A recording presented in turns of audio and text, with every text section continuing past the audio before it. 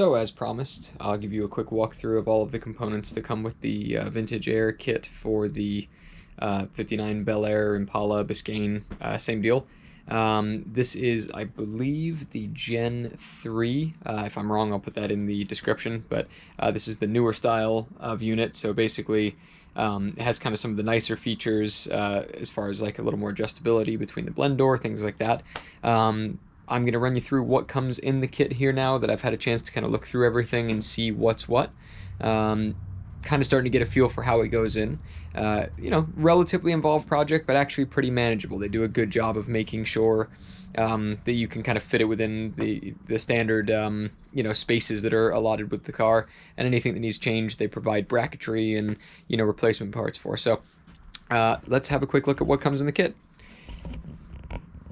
So first off, the instructions are incredibly good. They're very well illustrated, detailed, etc. So they seem like they'll be pretty easy to follow. And also, I believe from what I read that Vintage Air has some pretty good support. So if you have questions, it sounds like they will take good care of you. So the biggest piece that comes in the kit is going to be the main unit here. This is what contains the blend door, etc. So, transferring from hot to cold. It also changes which vents that it comes out of. So you got your four main vents here. And then I'm pretty sure these two up here are for the defroster. So you do actually still retain the ability to use the defrost on the windshield. There's your blower motor right there. Pretty big unit. And it sits up kind of near where the glove box goes. But they actually account for a lot of the packaging issues that you might think would arise with that. So up on top here, a couple of the hard lines to do with the system itself. I believe these are on the engine bay side. So not 100% certain where these go. I haven't dug that deep yet, but they look nicely pre-bent, so I'm going to guess they'll bolt right in.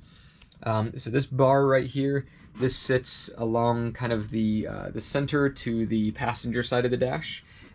So basically these two rectangular openings here sit towards the center, and the circular opening sits on the passenger side. Inside of those openings, you've got the round vent here, which is just kind of omnidirectional, and then you have these rectangular vents here. So those give you the ability to point the air where you want it to go.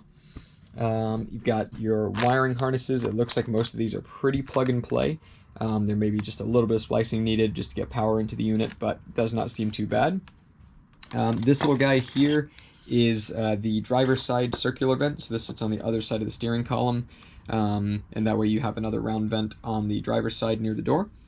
I believe these are what adapt into the defrost that's already in the car. So that would basically allow the vent to attach up to the existing defrost system. You've got these two brackets here. I believe these are for mounting the main unit here under the dash. They look pretty hefty, so I'm guessing that there's going to be a lot of removal needed underneath the dash as far as some of the existing components, wiring, etc. Possibly some of the structural pieces as well, some like the brace pieces and things like that. Some of that I won't really know till I get in there. I'm going to kind of handle it in a somewhat compartmentalized way. Try and tackle under dash first, probably. Once all that's installed, tackle the engine side components next, and then the third project being connecting it all together, getting the system charged, and obviously making sure it holds vacuum, etc. So, interesting thing about this kit that I did find by reading the instructions, it looks like the lines here, which come from the AC compressor unit, which, as I mentioned earlier, is a nice sand-in compressor, so it should be pretty low drag on the engine, pretty efficient. These, I guess, run in through the passenger side fender and through the passenger side kick panel, actually. So for me, that's going to run an interesting issue, as I already have a speaker in that kick panel. So I'm curious to see how that goes, as I may have to move or relocate that speaker. Going to play that by ear, because obviously AC is important here in Florida. So I'm going to prioritize that, and if I have to relocate that speaker, I will relocate that speaker. This is the outermost skin. So this sits basically on the kind of outside where the kick panel lets the lines through into the fender well, I believe. This right here is a blanking plate. You might recognize the shape of the old heater box, basically, where the old heat system is. this will just kind of blank that off, which surprised me. I genuinely thought the lines were going to come through there, and they don't, honestly. They actually go a completely different route. So I think it'll be a nice tidy look once it's done. But yeah, just a little different than I expected. So you've got the, I believe this is the evaporator, if I'm correct. Again, I might have just said something dumb, and if that's the case, I will correct myself down in the comments. Also, this is the control unit. That's kind of the nice thing about this generation of vintage air. So this control unit is actually its own separate standalone piece. You have these 3 dials. Let's see if I can get it. Yeah, you see the 3 holes there. So you'll actually have like 3 knobs in there, and that will let you have pretty finite control over the blend and fan speed and things like that, where earlier systems, I believe, were kind of somewhat on-off. So I'm kind of excited to see how that goes. You know, frankly, in Florida, it's probably going to be at max all the time anyway, but, you know, it's nice to have. This is one of the, actually the 2 inner trim pieces for the kick panel. So this would replace the air vent that used to be there. You probably recognize that shape as well if you own one of these cars. And then this trim piece right here is just like a nice finishing trim, again, that these lines come through. And then to my knowledge, I believe they come into the car through this and then kick up under the dash. So you know, I'm guessing you must be able to see a little bit of the line once it's in the car. We'll discover that together. It does come with the tubes, obviously, to connect everything up. So these will run under the dash as well to each of the vents' respective locations. And then, kind of a cool thing, as I said, I was concerned that there might be some packaging issues with how big it was underneath the dashboard. This is actually a new glove box. So they provide a replacement glove box for the old one, which is it's kind of neat. Actually, this the old one was made out of like a paperboard material. Mine was pretty deteriorated. So this, I guess, adds clearance for all of the necessary components for the AC. The one interesting factor that this makes for me is actually my MSD ignition box.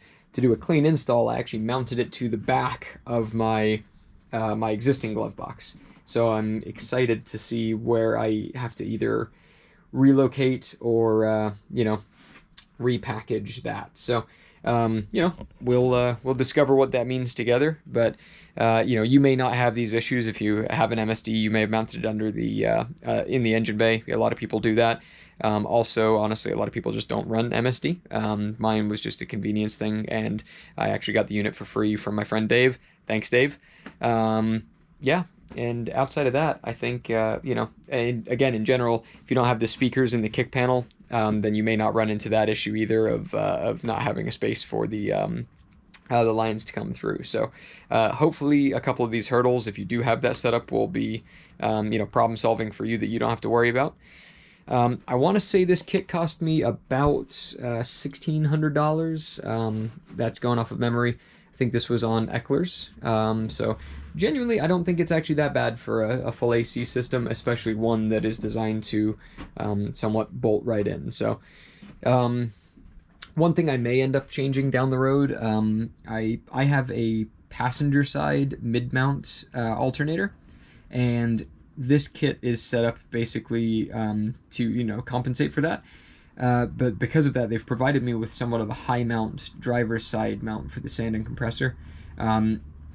I know that they do actually sell a mid-mount for the passenger side that you can put the compressor on. So I may end up actually relocating my alternator to a mid-mount driver's side alternator, and then also buying the mid-mount passenger side bracketry, so that I can keep the kind of lower profile for the compressors, just because I'm trying to keep my engine bay tidy. So again, appreciate you guys watching this, and in subsequent videos you will start to see the installation and assembly of this system. We will try and take it piecemeal, again going area by area, so that we can tackle it, you know, kind of one spot at a time, mostly out of necessity, as I can't really tear my car apart and leave it in a million pieces because I don't have a garage right now. So thanks again. Appreciate you guys watching, and as always, please, if you're liking these videos, like and subscribe, especially if this video is going to be useful for you in the future. You're going to start to see these things roll out as we start to work on them. So again, follow along. If especially if you got a 59 and you're looking at putting air conditioning in it, I think this will be very, very helpful for you. Let me make the mistakes and do the learning for you, and you guys can kind of just cruise through and have an easier time of it, hopefully, and we'll go from there. So thanks again. See you next time.